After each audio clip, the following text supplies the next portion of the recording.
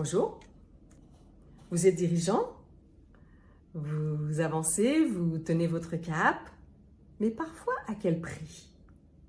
Aujourd'hui, je voudrais vous parler d'un de nos nombreux jeux de notre ego. Un jeu subtil mais puissant, celui où on fait semblant que tout va bien. Faire semblant, ça s'apprend tôt, surtout quand on est dirigeant, quand on est leader, parce qu'il faut rassurer, il faut mener, il faut protéger, il faut porter, il faut inspirer. En d'autres termes, il faut livrer. Il faut tenir bon, sauver la face pour ne pas montrer de faille. Faire semblant, c'est sourire alors qu'on est épuisé. C'est dire ça va, même si on a le cœur gros ou vide, parce qu'on doit assumer des décisions difficiles qu'on a dû prendre. On sourit, on serre les dents, on continue. Mais à l'intérieur, ce que l'on vit, c'est de la solitude, de plus en plus de doutes. En d'autres termes, on se morcelle. Parce que ce masque d'invulnérabilité finit par nous couper de nous-mêmes, de nos émotions. En d'autres termes, il nous enferme. Il nous coupe de notre cœur et donc de notre intuition. Vous savez, ce précieux outil pour diriger, nous en reparlerons, je ferai une capsule là-dessus.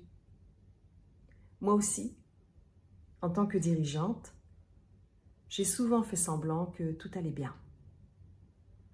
Parce que j'avais des équipes, des responsabilités, un rôle à tenir, des résultats à sortir. Mais à l'intérieur, il y avait des jours où c'était lourd. Et un jour, j'ai compris. Dire que ça ne va pas, ce n'est pas une faiblesse, c'est une reconquête. Celle de notre véritable puissance. Alors je vous pose cette question.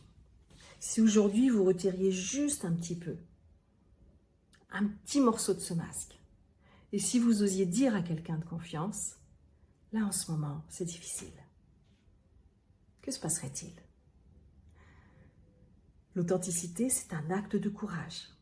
Et le courage, c'est de s'autoriser à dire votre propre vérité.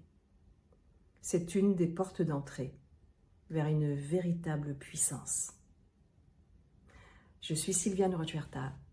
J'accompagne depuis plus de 20 ans des dirigeants, des entrepreneurs, des cadres, à se reconnecter à leur boussole intérieure, à transformer leurs émotions en puissance vivante et vibrante, à déjouer les jeux de notre ego, et ils sont nombreux, et également à écouter leur intuition pour des décisions plus justes, plus claires, plus avisées. J'appelle ça du leadership émotionnel et intuitif. C'est incarné, pragmatique, exigeant, mais tellement libérateur. En ce moment, je lance une série de capsules YouTube sur les jeux de notre ego en entreprise. 3-4 minutes pour prendre conscience, faire un pas de côté, respirer et réajuster son pouvoir intérieur. Et je me prépare aussi à ouvrir à l'automne l'Académie Elle, une offre en ligne pour les leaders en quête de sens et de vérité. Je vous invite dans les prochains jours, prochaines semaines, à faire ce petit pas de côté, à partager avec quelqu'un de confiance, à être dans votre authenticité, d'avoir le courage de votre vulnérabilité et à consulter votre boussole intérieure pour voir ce que ça fait véritablement de s'autoriser à cela. Si vous connaissez quelqu'un pour qui ce conseil, cette pratique pourrait faire une différence, n'hésitez pas à partager.